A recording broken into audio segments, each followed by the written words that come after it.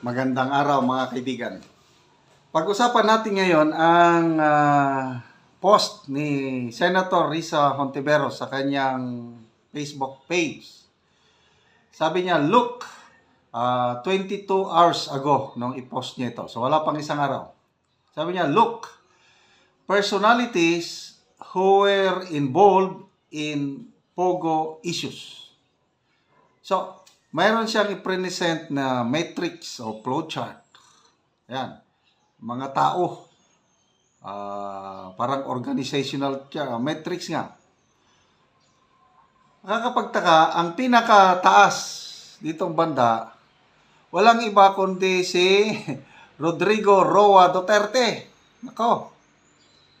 Pinapalabas ni Senator Hontiveros na ang utak, mastermind ng Pogo operation sa Pilipinas ay ang Pangulong Rodrigo Roa Duterte.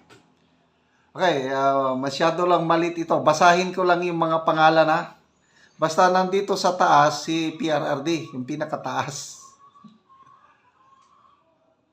Okay, ang pinakataas is okay, matindi.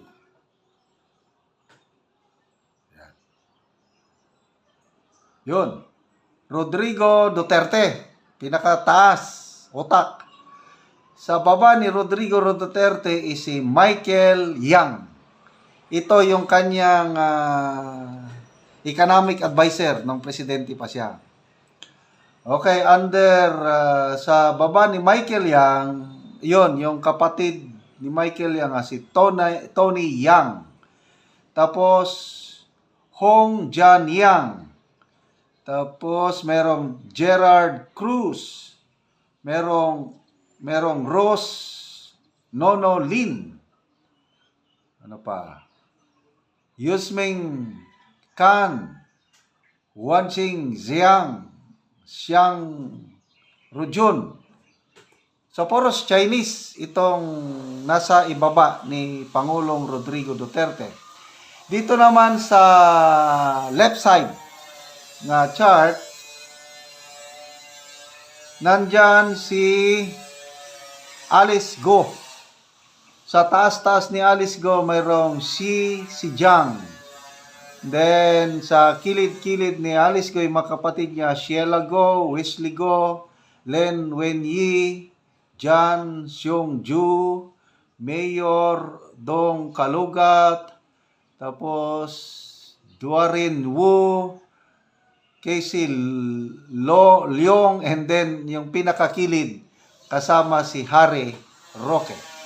Okay, so ang tanong, ano ba ang ebidensya, ano ang basihan ni Senator Hontiveros na inilagay niya sa matrix bilang pinakamataas o utak si Pangulong Rodrigo Duterte? Meron bang nag-testify doon sa kanilang Senate hearing na, example, Alice Go, o sino pa yung pinatawag doon? Meron bang tao na witness o resource person sa mga Senate hearing na direct nga nag-link, direct nga nag-turo kay PRRD na involved sa Pugo? To me, wala akong matandaan eh. I don't know sa inyo, paki-comment ko no kung mayroon ba. Kasi minomonitor ko rin itong Pogo issue na ito. Talagang masama ang epekto ng Pogo sa ating bansa. Kaya natutuwa ko nung nagkaroon ng total ban. Isa sa mga magandang announcement ng Pangulong Marcos, yung total ban. Sana hindi selective yung Pogo ban nila kasi may nagsasabi na naiba lang daw ang pangalan. Pinalitan ng IGL, Internet Gaming License. Mayroon pa rin Pogo. Kaya lang naiba lang ang pangalan. Okay, so dito kay Alice Go, yan, nakasuhan na yan. And maganda dahil kinasuhan. Kaya lang, dito, may kaso na ba sila kay Michael Yang? Yan, Michael Yang, pilit din na dinadawit sa issue ng droga. Tapos idinawit na naman dito sa issue ng Pogo, Michael Yang. Kailan balik tayo kay PRRD. Mayroong inimbestigahan diyan sa Senado. Nakalimot ko yung pangalan niya. Basta may kasong scammer ito. Maraming niloko dito sa Pilipinas. I think 2014 ata noon. Ang dami niyang nabiktima na scam dito sa Pilipinas. Tapos nagtago sa US. Piniki niya yung kanyang death certificate. So lumawas patay na nandun pala sa US. Kaya lang nahuli. O ngayon, yung scammer na yun ang isang ginamit nila na nag-contact kay Alice Go nung nandun pa siya sa Indonesia. PNP Intelligence Group ang gumalaw. Ginamit itong scammer. Nakalimutan ko na lang yung pangalan. So ano ang ginagawa nitong scammer na ito doon kay Alice Go? Binisita pa nga niya si Alice Go sa kulungan niya 2 times eh. Ang duda ng iba. Marami akong comments na nabasa. Itong scammer nito, hinala ng iba, ginamit nila para kumbinsihin si Alice Go na pipirma ng affidavit para idawit si Pangulong Duterte. Yon yung narinig ko lang o nabasa kong comments. Kaya lang, hindi sila nagtagumpay dahil walang pinirmahang affidavit o walang testimony ni Alice Go na directly ilink niya si PRRD sa Pogo. So, I don't know kung ano ang basihan ni Senator Hontiveros bakit inilagay niya na pinaka-utak si PRRD sa kalakaran ng Pogo sa Pilipinas.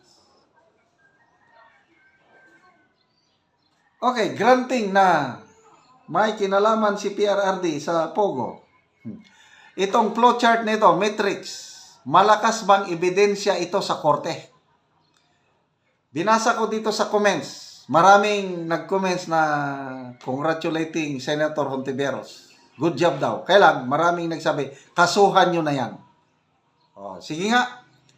O, nasaan ang kaso?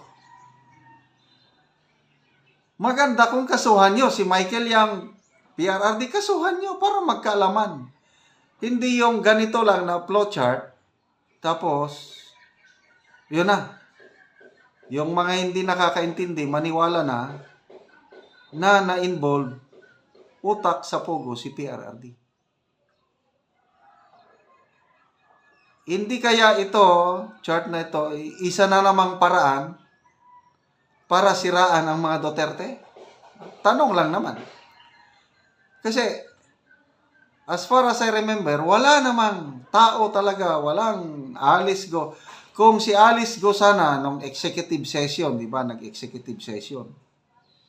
Kasi naniniwala ko na itong Alice Go may tinatago. Na-involve talaga. Kung si Alice Go nagsabi na utos ito ni Duterte, si Duterte ang aming amo, yun, medyo pwedeng i-consider yun. Kailang ni isang witness, ni isang resource person sa mga Senate hearings sa Pogo, walang nagdawit kay PRRD. Kaya nakakapagtaka, si Senator Hontiveros, inilagay niya dyan si PRRD na utak sa Pogo. So, nasa taong bayan na yan kung paniwalaan natin itong matrix na ito ni Senator Hontiveros. Isa pa, ano bang committee ni Senator Hontiveros? Di ba, Committee on Women, Children, and Gender Equality? Eh bakit nag-focus na siya sa Pogo? Kaninong committee sana ito? I believe ibang kwan sana. Kaya lang, I don't know, baka may nag-utos, may ano ba yung sabi ni BP Sara? Iisa lang handler. Okay? May handler, nag-isa. Ang gumagalaw, Hontiveros, Trillanes, and Franz Castro. isa lang ang handler nitong tatlo at gumagalaw, yan, gumagawa ng ganito para siraan si VP Sara, impeachment, ito na, Pogo, si Trillanes naman, mga bank accounts. So,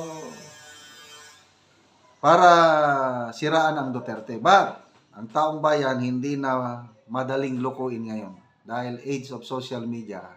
Bahala na po tayo, taong bayan. Maniwala ba tayo dito sa matrix ni Senator Hontiveros? I-comment ko no.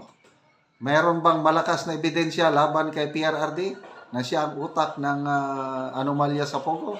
Paki-comment ko no.